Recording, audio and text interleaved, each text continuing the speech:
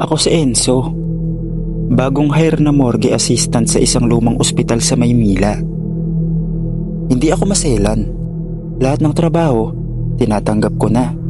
Nag-deliver ng tubig, nagbuhat ng construction materials, naging janitor. Pero nang inalok ako ng posisyon bilang morgue assistant sa ospital na to, medyo nag-hesitate pa ako. Pero ang sweldo, doble ng dati kong kinikita, kaya kahit kabado, tinanggap ko. Ang unang assignment ko, night shift, ako lang mag-isa. Morgue ng ospital, lumang-luma, may amoy na parang pinagsamang alkohol, bleach, at bulok na laman. 6 na drawer ang ginagamit kadalasan, pero sa gilid, may nakahiwalay na lumang cabinet style drawer, number 9. Nang una ko itong makita, tinapik ako ng matandang morgue supervisor na si Mang Ernesto. Wag na wag mong bubuksan yan, Enzo, kahit ano mangyari.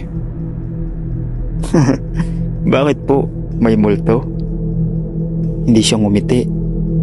Hindi multo, mas malala. Unang gabi ko, sobrang tahimik ng paligid. May isang bangkay na dinala. Lalaki, aksidente sa motor, walang pamilya. Ako na raw mag-aayos. Wala naman akong problema. Ginawa ko ang routine. Linis, record, pasok sa drawer. Pero habang naglalakad ako pabalik sa desk, may narinig akong kaluskos. Tumingin ako sa gilid, pero wala naman. Nang lumingon ako sa dulo ng kwarto, bukas ang drawer 9. Imposibleng ako ang nagbukas. Hindi ko man lang ginalaw yun eh. Lumapit ako, dahan-dahan, baka hangin lang. Pero diba metal drawer ito, mabigat. Hindi pwedeng basta-basta bumukas. At nang sumilip ako sa loob, walang bangkay, pero may sulat sa loob. Isinulat gamit ang dumikit na dugo. Pakiusap, isara mo. Tumakbo ako palabas. Kinabukasan, pinagalitan ako ni Mang Ernesto. Nakabukas daw ang drawer 9 buong gabi. Sabi niya, "Pinatay mo ba ang ilaw?" "Opo, pero bumukas mag-isa," sagot ko. Napabuntong hininga lang siya. 4 na taon nang walang nilalagay dyan, Enzo. Pero ilang beses na naming sinubukan ipadlock, bumubukas pa rin. Lahat ng taong pinipilit buksan yan, nawawala.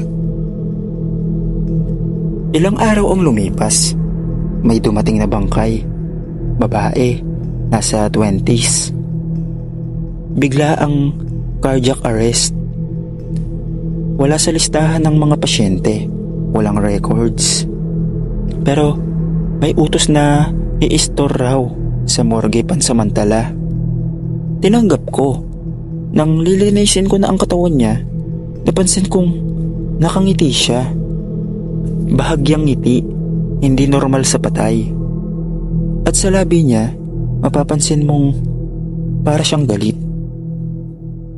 Pero pagbalik ko sa opisina, sa monitor ng morgue cam, nakita ko ang katawan niya lumabas mula sa drawer 9.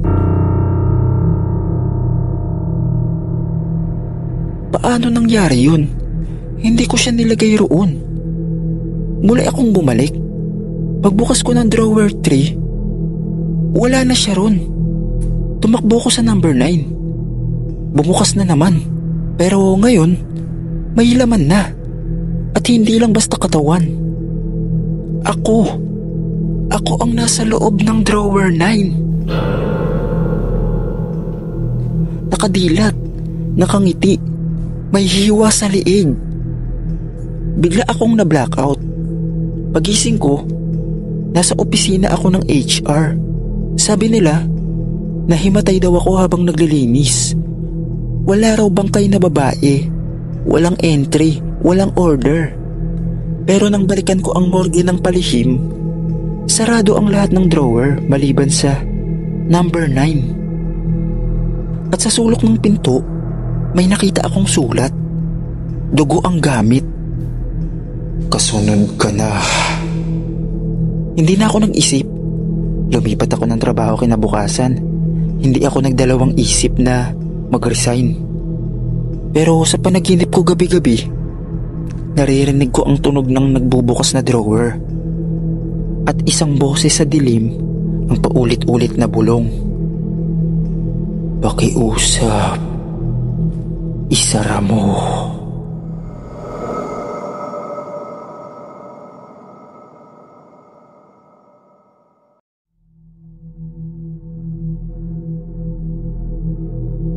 Kung may isang bagay akong kinakatakutan sa buong ospital, hindi ang bangkay, hindi ang dugo, hindi ang sigaw ng pasyente. Ang kinakatakutan ko ay ang mga dapat hindi na dapat gumagalaw, pero gumagalaw pa rin. Ako si Isabel at ito ang aking kwento. Sa ospital namin, may isang lumang operating room 6, RO6 kung tawagin, sa dulo ng hallway. Matagal na itong hindi ginagamit, pero hindi pa rin isinasara.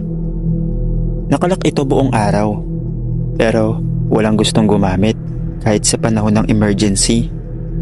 Bakit? Sapagkat sa loob ng OR6, may isang kwento na pilit naming binabaon sa katahimikan.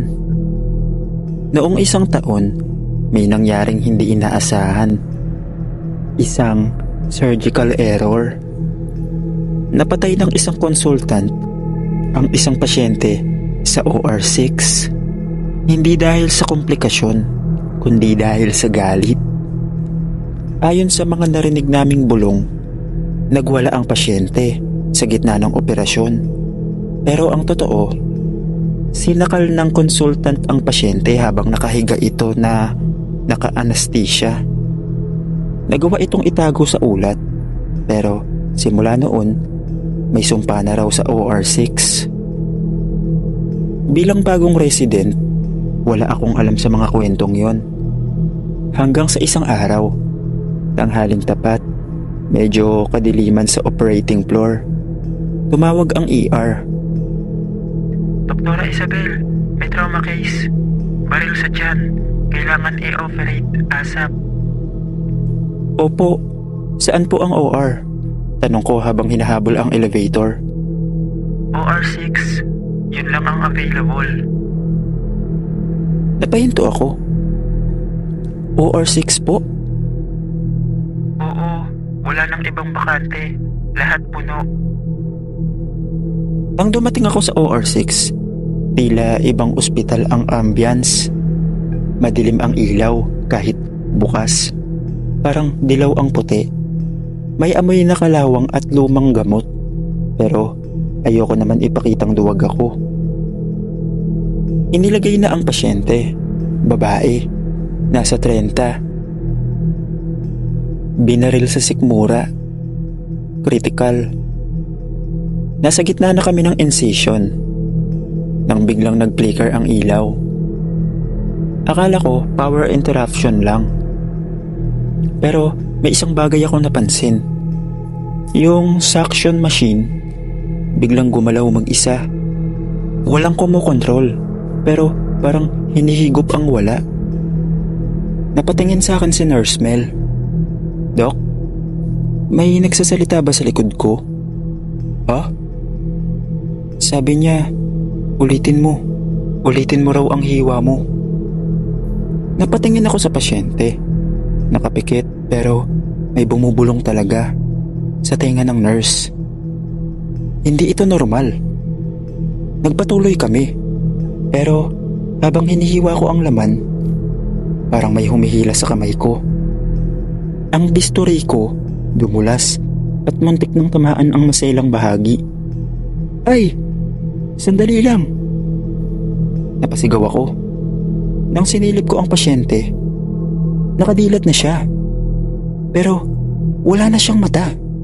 Itim ang butas ng mata niya, parang nasunog. At may ngiti siya, hindi ng pasyente, kundi ng isang bagay na alam mong hindi na siya. "Doktora, hindi na yan siya," bulong ni Mel. Umatras kami, pero tumayo ang pasyente. Oo, tumayo, habang bukas pa ang tiyan niya. Hawak niya ang bisturi ko at sabay sabing, "Tapos na ang operasyon, doktora." Ako naman. Tumakbo kami palabas ng OR. Sumigaw kami. Tumawag ng security. Pero pagbalik nila, wala na ang pasyente. Wala ring dugo. Bukas pa rin ang operating table at ang bisturi ko. Nakaukit na sa mesa ang mga salitang, "Ulitin mo." Isinara na ang OR6 kinabukasan. Pero tuwing gabi, naririnig ng mga naka-duty na may operasyon pa rin sa loob. May nagsasalita, may humihiyaw. Minsan daw, may ilaw na nagbubukas at sa maliit na bintana sa pinto, may nakasilip na mata. Hindi lahat ng natitira sa operating room ay katawan. May iba na naiwan sa mismong gitna ng mesa, naglalakad sa pagitan ng buhay at patay. At kung sakaling ikaw ang susunod na ma-duty sa operating room na matagal nang hindi ginagamit at sinabi nilang wala nang laman yan, tiyakin mong hindi ka tinitignan mula sa salamin.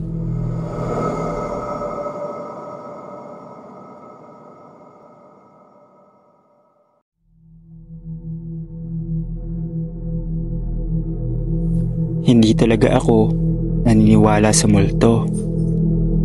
Hindi dahil wala akong pakialam, kundi dahil ayokong maniwala. Kasi kapag naniwala ako, ibig sabihin, totoo silang naghihintay sa dilim. Ako si Dr. Gomez at kasalukuyan akong naka-duty sa intensive care unit. Sa tagal ko na sa ospital, sanay na ako sa mga pasyente na hirap huminga, mga patak ng dugo, CPR na wala ng saysay. Pero nitong mga huling linggo, may napansin ako sa ICU na hindi ko maipaliwanag. Nagsimula ang lahat noong nadala si Mr. Benjamin, 67 years old, na stroke, comatose, walang kamag-anak na dumadalaw. Parang iniwan na lang siya roon para mamatay. Pero tuwing gabi, habang nagda-rounds ako, laging may isang matandang babae na nakaupo sa tabi ng kama niya. Maputi ang buhok, parang luma ang suot, at tila may sinasabi sa tenga ni Mr. Benjamin bagamat tulog ito. Una, nakala kong kamag-anak. Pero nang tanungin ko ang head nurse, sabi niya, "Sir, wala pong bantay. Wala ni isang kamag-anak na bumibisita." Lumingon ako sa ICU. Wala na ang babae. Kinabukasan, ginabi na naman ako. 3:00 ng madaling araw. Tahimik ang buong wing. Napadaan ako sa ICU para i-check ang vitals. At doon, sa tabi ng kama ni Mr. Benjamin, naroon na naman ang matanda. Pero ngayon, nakatingin na siya sa akin. Diretso, walang kurap. Hindi ako makagalaw. Nanginginig ang mga daliri ko habang hawak ang chart.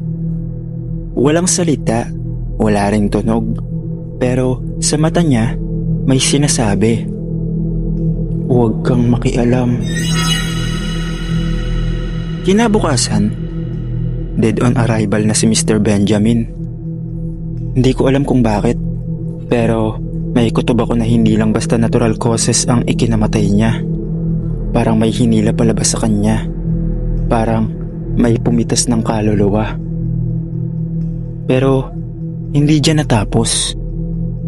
Ilang araw ang lumipas, may bagong pasyente sa ICU. Batang babae, 9 taong gulang. Inatake sa puso dahil sa congenital defect. Masayahin pangaraw yon nung dinala, pero biglang bumagsak ang katawan. 2:00 ng madaling araw, habang binabantayan namin siya, bigla siyang umiyak. "Dok, ayaw ko na po dyan. Ayaw ko na po sa kanya." "Sino?" tanong ko. Lumapit ako. "Yung matandang babae, Dok. Ayaw ko sa kanya. Sinusundan niya ako kahit nakapikit ako." Napakapit ako sa kama. "Anong matandang babae?" Itinuro niya ang gilid ng kama niya. Wala naman doon. Pero nang ibaling ko ang mata ko sa salamin ng ICU, may nakita akong refleksyon ng isang matandang babaeng nakaupo.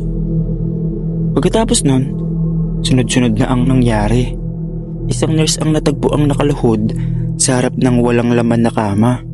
Umiiyak at sinasabi raw, "Ayoko pong sumama sa inyo. Hindi pa po ako ready." Isang doktor ang nag-resign kinabukasan matapos umanong makausap ang lola niya na matagal nang patay sa loob mismo ng ICU. Lahat ng pasyenteng napupunta sa room ICU 3 palaging nananaginip ng matanda. Pare-pareho ang kwento. Kinukuha raw sila. Isang gabi, ako naman. Napahiga ako sa on-call room. Sandaling idinampi ko ang likod ko sa kama. Panaginip pero parang totoo. Ako raw ay nasa ICU. Wala nang tao. Lahat ng ilaw patay maliban sa isang kama. Room ICU 3. Lumapit ako at nandoon siya, ang matanda, ngumiti. "Gomez, doktor ka, di ba?" "Opo," sagot ko. "Alam mong hindi lahat ng buhay ay kayang iligtas." "Opo. Pero alam mo rin kung kailan dapat sumuko, di ba?" "Bakit po?" "Kasi oras mo na." At bago ako tuluyang magising, naramdaman kong may malamig na kamay na humawak sa dibdib ko. Pagmulat ng mata ko, wala akong magawa kundi umiyak. Akala ko totoo na yun. Parang bumigat ang paligid. Parang sinabihan akong may expiration na ako o taning. Kinabukasan, hindi ako nag-duty sa ICU at nag-resign ako. Hanggang ngayon, kahit sa ibang ospital na ako naka-assign, hindi pa rin nawawala ang itsura ng matanda sa utak ko, pati buhok. Luma ang damit, walang emosyon. Pero alam mo ang mas masama? Minsan, kapag nadadaan ako sa emergency room o natutulog ako sa quarters, nararamdaman ko pa rin ang lamig ng kamay na yon. At sa salamin ng banyo minsan, nandoon siya sa likod ko. Sabi nila, ang ICU ay lugar kung saan nilalabanan ang kamatayan. Pero minsan, may mga nilalang na hindi mo kayang labanan dahil hindi sila naghahanap ng lunas. Dahil naghahanap sila ng kasabay.